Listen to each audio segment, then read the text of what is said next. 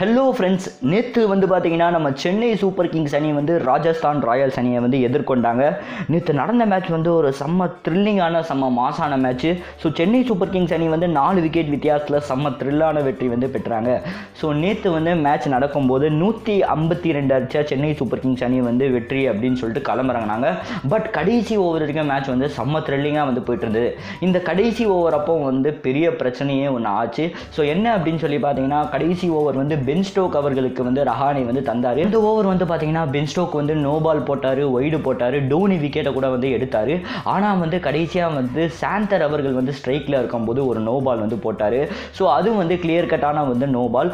But umpire என்ன சொல்லியிருக்காங்க அப்படின்னு சொல்லி பார்த்தீங்கன்னா, ஃபஸ்ட்டு நோ பால் அப்படின்னு சொல்லிட்டு அதுக்கப்புறம் வந்து அதை வந்து வாபஸ் வாங்கியிருக்காங்க. அந்த பாலுக்கு வந்து அம்பையர் வந்து நோ பால் வந்து தரல. ஸோ இதுக்கு வந்து கடுப்பான டோனி அவர்கள் வந்து கிரவுண்டுக்குள்ளேயே வந்து வந்துட்டார். ஸோ வந்து பார்த்தீங்கன்னா பெரிய வாக்குவாதமே வந்து அம்பையருக்கும் டோனிக்கும் வந்து பயங்கரமாக வந்து நடந்துட்டு இருந்தது. பட் அம்பையர் யாருமே வந்து அதை வந்து நோ பாலாக வந்து கன்சிடரே வந்து பண்ணலை.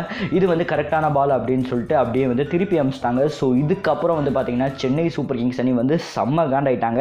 அதுக்கப்புறம் கிளைமேக்ஸில் வந்து பார்த்தீங்கன்னா கடைசி பாலில் வந்து 4 ரன் எடுத்தா வெற்றி அப்படின்னு சொல்லிட்டு கிளம்புறாங்க.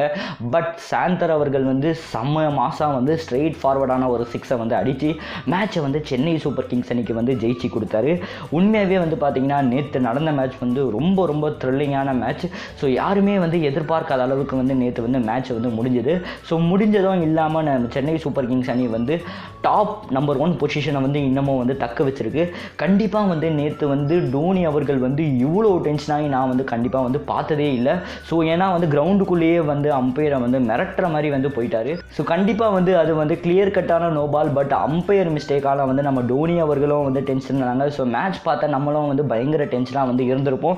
ஸோ அந்த நோ பாலை பற்றி என்ன நினைக்கிறீங்க, மற்றும் நம்ம டோனி வந்து நேற்று பண்ணதை பற்றி நீங்கள் என்ன நினைக்கிறீங்க அப்படின்னு சொல்லிட்டு உங்கள் கருத்தை மறக்காமல் கமெண்ட் பாக்ஸில் கமெண்ட் பண்ணுங்கள். அதுக்கப்புறம் வீடியோ பிடிச்சிருந்தா மறக்காமல் சப்ஸ்கிரைப் பண்ணுங்கள். அப்படியே பக்கத்தில் இருக்க பெல் பட்டனை சேர்த்து டங்குன்னு ப்ரெஸ் பண்ணுங்கள். ஸோ நன்றி, ஜெய் ஹிந்த்.